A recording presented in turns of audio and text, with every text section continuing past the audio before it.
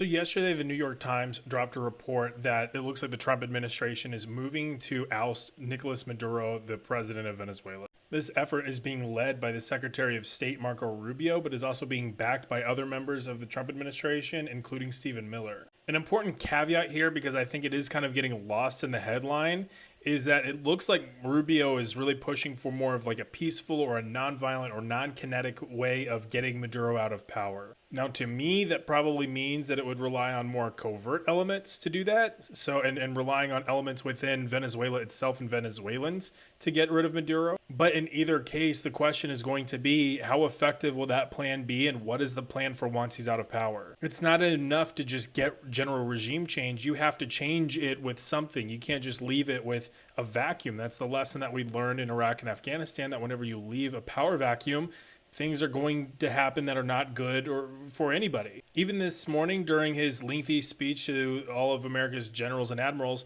President Trump said that he will be pursuing individuals who push what he described as poison, that is drugs, into the United States kinetically. And of course, he has accused Nicolas Maduro as being a key element, if not the head, of one of Venezuela's largest cartels pushing drugs into the United States. The key question is, would removing Nicolas Maduro actually impact the flow of drugs?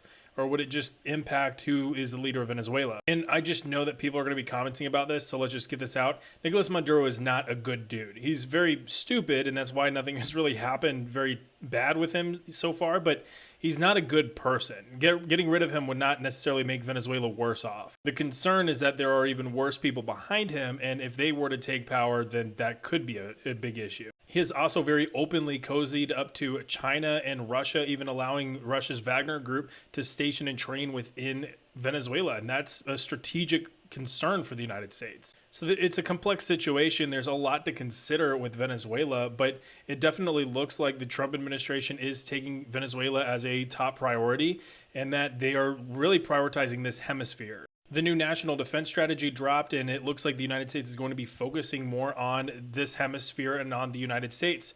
A lot of generals are concerned that it is an overly political and it's the wrong direction to go. Over the past century, the United States has really prioritized more defense through offense and keeping a forward presence out on other continents and keeping the enemy from getting here. But in doing so, we have neglected a lot of things within our own hemisphere. So there's a lot to talk about with this issue, so I'm interested to see what you say down in the comments.